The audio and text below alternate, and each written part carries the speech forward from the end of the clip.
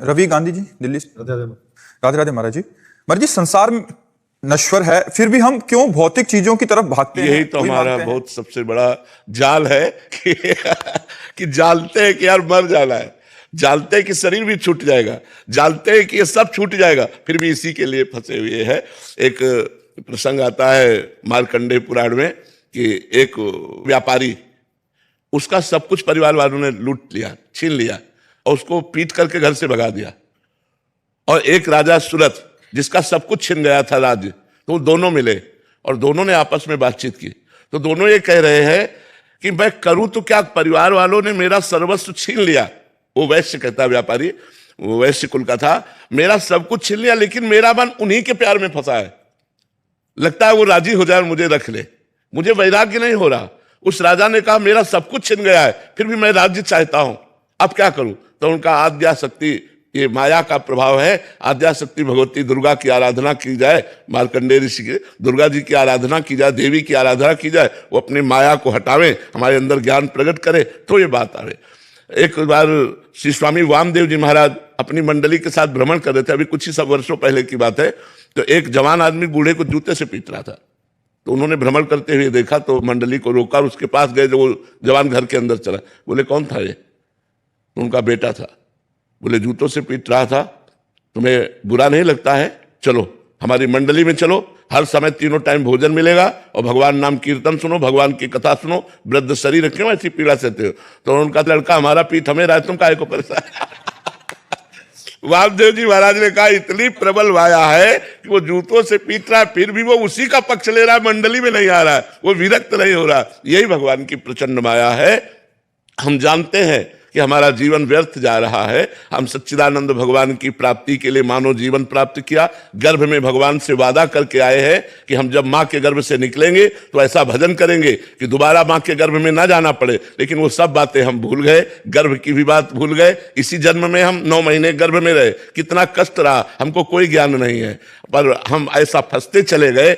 अब देखो, निकलने की कोशिश करो तो निकल नहीं सकते, और कोई हमें बाधे नहीं है, हम ही बंधे हुए हैं। पत्नी का मोह, पुत्र का मोह, पुत्री का मोह, मकान का मोह, परिवार का मोह, रिश्ते नाते का मोह, बैंक बैलेंस का मोह, और ये सब एक सेकंड में छूट जाने वाला है।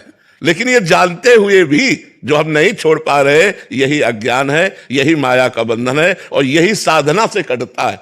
जब हम साधना करते हैं, भजन करते हैं, तो एक एक चीज स्पष्ट दिखाई देती है। हम लोगों ने काम को ऐसे देखा जैसे आपको देखा है। ये काम, ये क्रोध, ये लोभ, ये मोह, उसकी वृत्ति को कैसे नष्ट करना है, वो सब भगवान ज्ञान प्रदान कर देते हैं। तो जब साधना करें, तो इसीलिए सबसे कहते हैं ज्यादा कलयुग है, कोई अन्य साधनाएं बन नहीं सकती, इसलिए नाम जप करो। कलयुग केवल नाम आधारा। जितना तुम अधिक रामकृष्ण हरि नाम जप करोगे, राधा राधा नाम जप करोगे, तुम्हारी बुद्धि शुद्ध हो जाएगी और तुम भगवान को प्राप्त हो जाओगे। नाम में बहुत बड़ी सामर्थ्य है। ब्रह्म राम ते नाम बढ़ो, आप ध्यान दीजिए इस बात पर। ब्रह्म राम ते नाम बढ़, वरदायक वरदान, रामचरित सतकोटि में लिए महेश जिए जाने। 100 करोड़ रामायणों का जब मंथन किया भगवान शंकर ने, 100 करोड़ रामायण, तब उसमें सार निकला कि ब्रह्म राम से भी बढ़कर के भगवान का नाम है। 100 करोड़ ग्रंथों का अवगाहन करने के बाद सार बात निकली कि ब्रह्म राम ते नाम बढ़, वरदायक वरदान। वरदान देने वालों को भी वरदान देने की सामर्थ्य नाम जापक में है।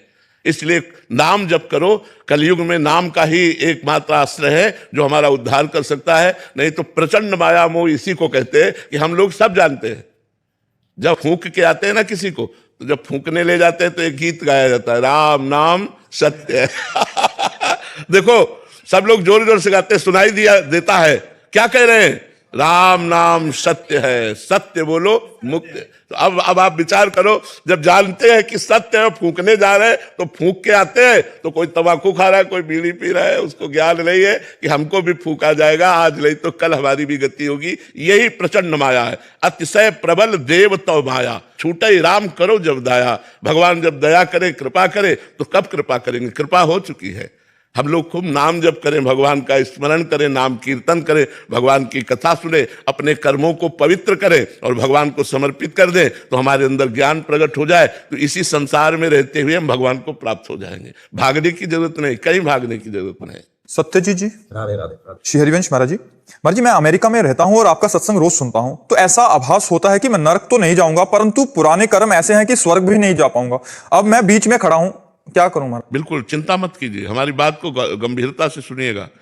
एक दिया सलाई एक मुट्ठी रुई को जलाने के लिए काफी है, तो एक दिया सलाई रुई के पहाड़ को भी जलाने के लिए काफी है। क्यों? उसके लिए हमको पहाड़ जैसी दिया सलाई ले चाहिए। एक ही दिया सलाई चाहिए ना, बस एक नाम पकड़ लो आप, चाहे पहाड़ जैसे पाप हो सब भस्म हो जाएंगे इसी जन्म में। हमारी बात पर विश्वास करो, अपने कर्मों की तरफ मत देखो, भगवान की कृपा की तरफ देखो।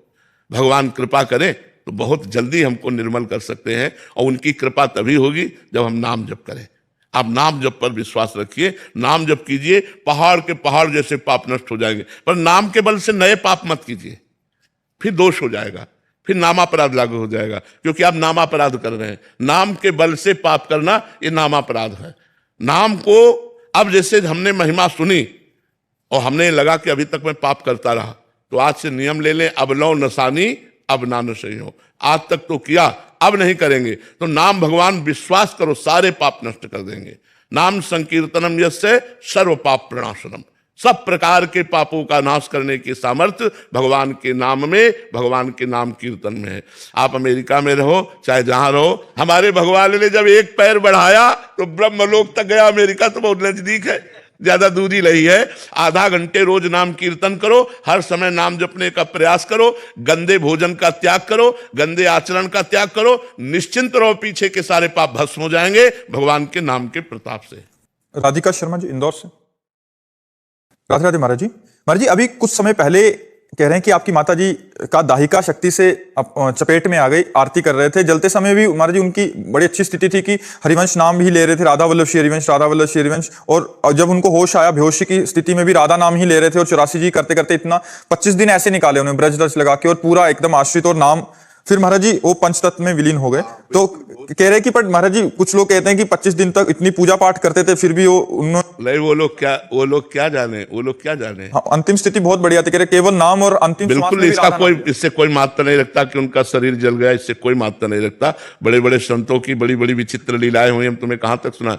पूज्यपाद उड़िया बाबा ब्रह्मलीन महापुरुष, हर समय ब्रह्माकार वृत्ति, गड़ासे से काटे गए हैं वृंदावन में। ध्यानस्थ बैठे हुए थे, तो उन्हीं के आश्रम में एक रहता था, वो आया तो 2 शिष्य मोर छल जुड़ा रहे थे, बाबा ध्यानस्थ बैठे थे, नीचे प्रभुदत्त ब्रह्मचारी जी की भागवती कथा हो रही थी, तो बाबा ऐसे ध्यानस्थ बैठे थे। वो आया, बोला लाओ मैं मोर छल डुलाऊंगा। भाई सबको अधिकार थोड़ी है संतों की सेवा का, तो तुम कैसे, अधिकार होता है ना, देखा। तो उन्होंने मना कर दिया, और वो गुस्सा के गया, चारा काटने वाला गड़ासा जो होता है, हाथ से देहात में चारा काटा जाता है, वो गड़ासा होता है, वो गड़ासा ले आया और कंबल में लुका के लाया, और 5-6 गड़ासे महाराज जी के मारे 6-6 इंच घुस गए, खून के फव्वारे चलने लगे। अब इतना बड़ा हादसा हो गया, ओम इतना उच्चारण किया और शरीर छोड़ दिया। अब सोचो जीवन भर भजन किया ऐसे महापुरुष, और अंतिम समय ऐसा उनका व्यतीत हो रहा है। बक्सर के मामा जी बहुत बड़े संत थे, कथा कहने जा रहे थे, एक्सीडेंट हुआ, जोर से चिल्लाए राधा, और बस खत्म, गाड़ी का एक्सीडेंट।